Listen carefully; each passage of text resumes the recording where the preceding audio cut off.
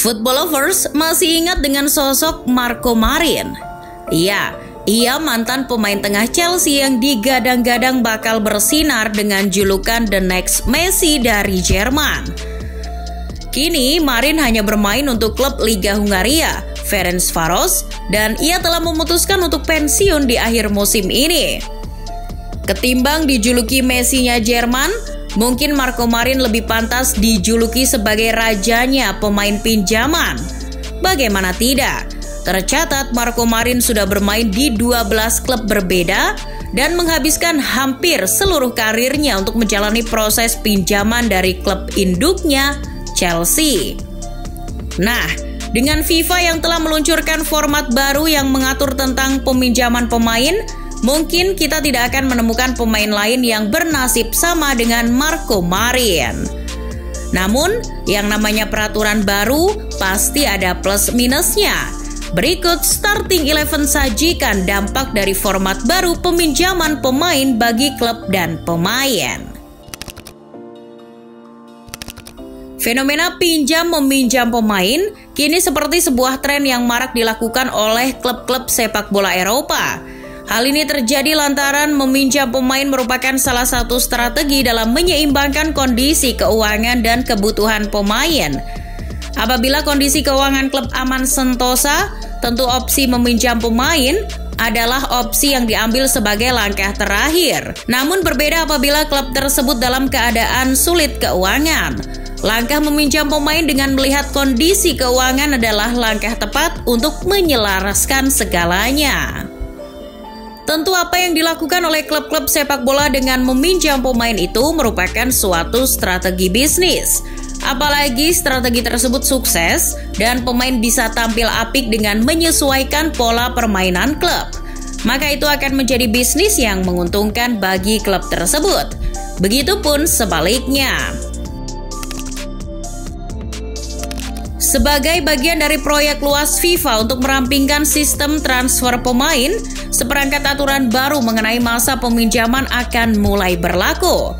Peraturan ditetapkan mengikuti keputusan yang disahkan oleh Komite Pemangku Kepentingan Sepak Bola tahun lalu. Nah, pada akhir Januari lalu, FIFA telah mengumumkan bahwa mereka resmi mengubah regulasi peminjaman pemain profesional. Dalam regulasi baru kali ini, poin yang diubah FIFA cukup banyak. Lantas, apa saja yang baru? Peraturan baru tentang pemain pinjaman bertujuan untuk mengembangkan pemain muda, mengusahakan kompetisi yang seimbang, dan mencegah sebuah klub menimbun pemain.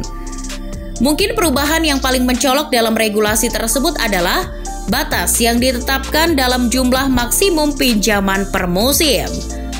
Agar transisi dari peraturan lama ke peraturan baru lancar, rencana tersebut akan dijalankan dalam 3 langkah. Mulai musim 2022-2023, klub hanya bisa meminjamkan 8 pemain per musim. Jumlah ini akan berkurang menjadi 7 di musim 2023-2024 dan kembali berkurang jadi 6 pada musim 2024-2025. Durasi peminjaman pemain juga diubah.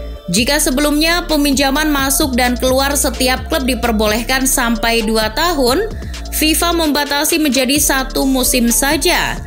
Sebagai contoh, Real Madrid yang meminjamkan Brahim Diaz kepada AC Milan pada 2021 hingga 2023 mendatang. FIFA juga mengatur batasan-batasan dalam regulasi yang baru ini.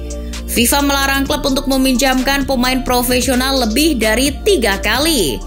Dalam waktu tertentu, FIFA juga melarang klub untuk mengirimkan lebih dari 3 pemain pinjaman ke tim yang sama, dan begitu pun sebaliknya. FIFA juga memberlakukan pengecualian kepada pemain usia di bawah 21 tahun dan pemain homegrown dalam regulasi ini. FIFA beralasan regulasi yang baru bisa mengembangkan potensi pemain muda apabila mereka dipinjamkan ke klub lain. Terlebih dengan begitu kompetisi akan sehat dan seimbang. Jika muncul pertanyaan, klub mana yang paling terdampak oleh regulasi baru kali ini? Tentu jawabannya sudah pasti klub-klub besar dan kaya raya di Liga Top Eropa. terutama mereka yang gemar menimbun bakat-bakat muda dan hanya dimasukkan ke tim cadangan atau tim muda mereka. Klub yang kerap melakukan praktek seperti ini adalah Chelsea.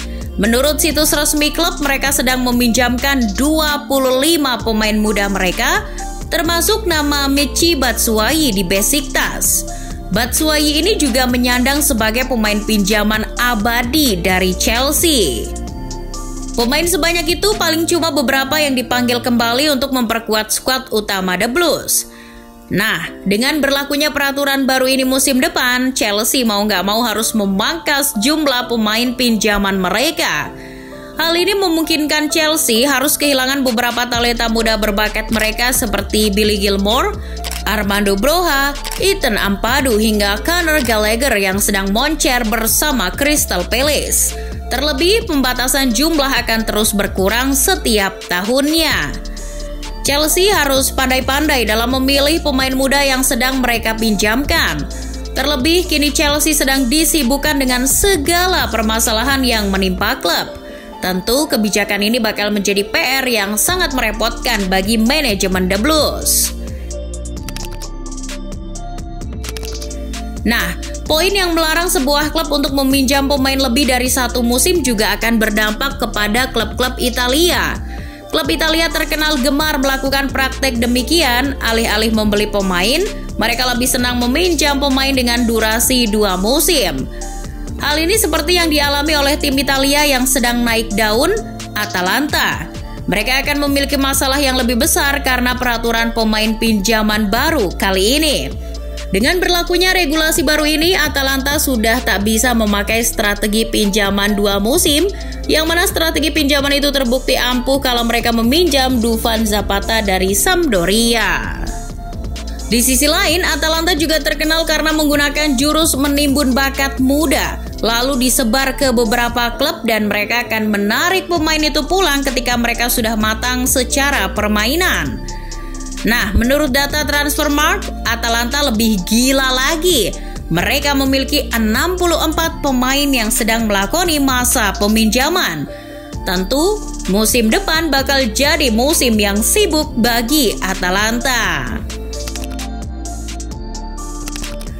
Peraturan ini tak hanya berdampak pada klub, namun juga bagi para pemain sepak bola. Jika peraturan baru ini dijalankan dengan baik, maka kita tak akan mendengar pemain yang bernasib sama seperti Marco Marin atau Michy Batshuayi. Jadi kemungkinan klub akan lebih cepat melepas pemain-pemain yang sebenarnya tidak begitu dibutuhkan. Dan ini akan baik bagi pemain tersebut. Mereka akan lepas dari jerat ketidakpastian dan akan lebih cepat menemukan tantangan baru bersama klub yang lebih serius ingin menggunakan jasanya. Toh, apabila klub lebih banyak melepas pemain secara permanen ketimbang meminjamkannya, mereka juga bakal lebih banyak mendapat pemasukan dari penjualan pemain tersebut. So, it's a win-win solution. Namun kembali ke awal lagi, tak ada jaminan apabila pemain yang dilepas akan tampil bagus dan mendapat menit bermain yang cukup di klub barunya. Jadi, klub dan pemain harus bersinergi agar pemain tak salah memilih klub. Jika klub terburu-buru dalam melepas pemain demi mengejar batas regulasi yang ditetapkan oleh FIFA, maka hal itu akan berdampak pada karir si pemain. Alih-alih terlepas dari ketidakpastian di klub induk, mereka malah gagal bersinar dan berakhir karirnya hancur karena salah memilih klub baru. Di era modern, sepak bola memang terus berkembang. Segala macam perubahan dan pengembangan regulasi terus dilakukan oleh FIFA. Semoga kedepannya FIFA terus memperhatikan kesejahteraan para pemain sepak bola.